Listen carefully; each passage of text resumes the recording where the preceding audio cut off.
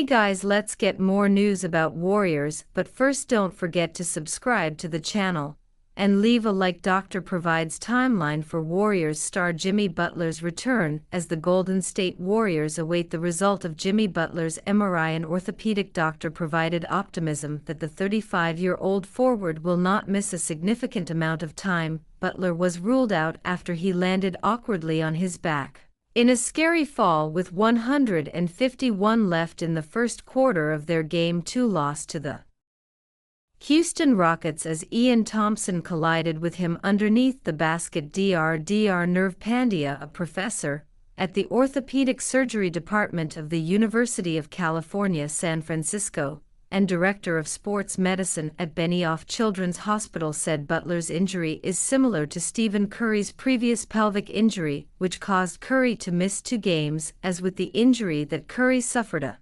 pelvic contusion is essentially bruising or inflammation to the bones of the pelvis and/or soft tissues in that region. Assuming that further imaging does not actually show any fractures, return to play is typically based on when an athlete is able to play comfortably without pain. This can be variable based on the region that is contused in the pelvis and the degree of inflammation. Pandya wrote on X. Butler's X-ray result came back negative, bringing more hope that he could return soon. Usually MRI is just being extra cautious, especially if the X-ray is negative. Dr. Pandya wrote on X. Butler left the game with only 3 points in 8 minutes after producing 25 points, 7 rebounds, 6 assists, and 5 steals in 42 minutes in Game 1.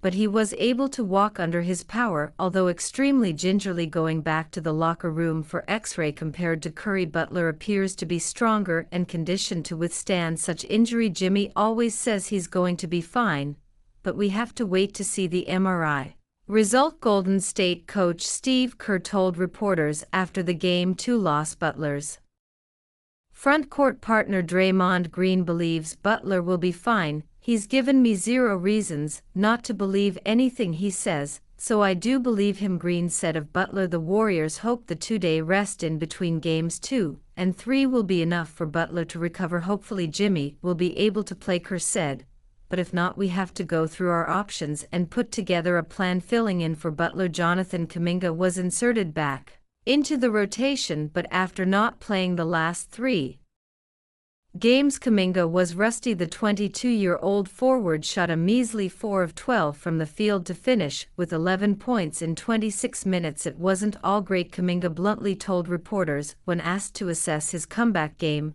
I feel like I could have done better. I'm just trying to figure out where to be, what to do, how can I play, just things like that. We did not end up winning, but so far I feel like I just went out and played hard. Kaminga said he will watch the tape to see where he can improve as he stays ready if Butler has to sit out Game 3 pending the result of his MRI. Kaminga averaged 21.3 points, 6.8 rebounds, and 1.8 assists in 4 games against the Rockets in the regular season. It's Kaminga's second highest scoring average against any single opponent this season. Warriors fans angered by Major Draymond Green news. Golden State Warriors fans were dragged back down to earth on Wednesday night after being on cloud 9 following their Game 1 road win against the Houston Rockets on Sunday. The Rockets made sure that they would even out the series in Game 2 on Wednesday, and this came in the form of a blowout win for the home team,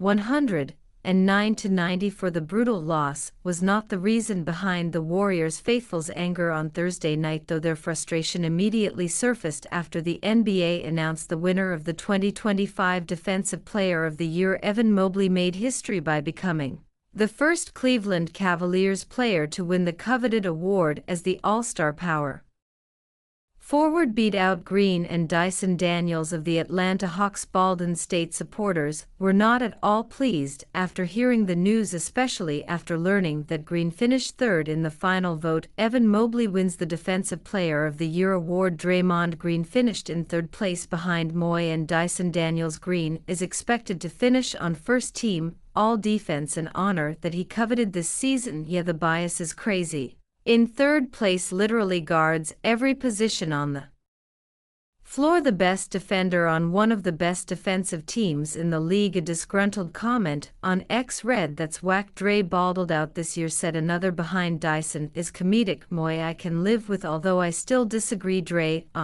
advanced stats were better, and he anchored a top 10 defense at 6 feet 5 inches with Curry and Pods at the POA." Reacted a user, "That's on my life. Evan Mobley does nothing better than Draymond defensively." A fan wrote, "Well, and Steph doesn't get calls either. Whole league is out to get the Warriors SMH." Another claimed, "Not winning is okay, but third. A post read, "According to NBA Communications, Moi bagged the DPI title after amassing 285 total votes. Green finished at third with 154 votes, which is significantly behind Daniel's tally of 197 votes. This is the latest incident of Warriors fans claiming that Green was robbed of a Defensive Player of the Year trophy. He's won it once in his career, 2016-17 season, but his supporters believe that there should be more in his trophy cabinet." Warriors Jonathan Kaminga gets brutally honest on benching. "Stay ready." That's been the message the Golden State Warriors have sent to Jonathan Kaminga since his benching. However, it seems like that message has been lost on the 22-year-old, despite Steve Kerr telling reporters that Kaminga's attitude and energy since his benching has been fantastic after the Warriors' 109-94 Game 2 loss to the Houston Rockets, a game in which Kaminga finally saw the floor after Butler left with a pelvic contusion. Kaminga expressed his honest thoughts about his benching and being told to stay ready no matter the circumstances. "I'm in, always got to stay ready," Kaminga said. In his return, he scored 11 points in 26 minutes. But on 4-0 F-12 shooting, "But I feel like I've been ready. I hate the fact that everybody got to tell me every other time, be ready, because in my mental and my mindset, I'm ready. The more you tell me get ready, it's kind of irritating, but I'm ready." This isn't the first time Kaminga has aired out his frustrations publicly about his playing time. Back in January 2024, Shams Charania and Anthony Slater reported that Kaminga had lost faith in Kerr. His frustrations at that time understandably stemmed from Kerr's benching of him in the final 18 minutes of the Dubs' comeback loss to the Denver Nuggets. After that explosive report, it looked like the Warriors would trade Kaminga that season, but Kerr and Kaminga settled their differences, which has led to this moment where it's clear Kaminga's frustrations with his playing time haven't gone away. In the same interview, Kaminga talked about the difficulties of his situations, all while repeating the mantra, "Stay ready." Again and again, "I work out every day. I played with some of the guys here the other day, and I just try to have a good spirit every single day. The more my spirit is where I want, that's how I stay ready." Kaminga said, "It is tough for any player. It's going to be tough, but what am I going to do about it at the end of the day? What are you going to do about it? It's like I say, you just got to stay ready. Whenever your moment happens, it's going to happen.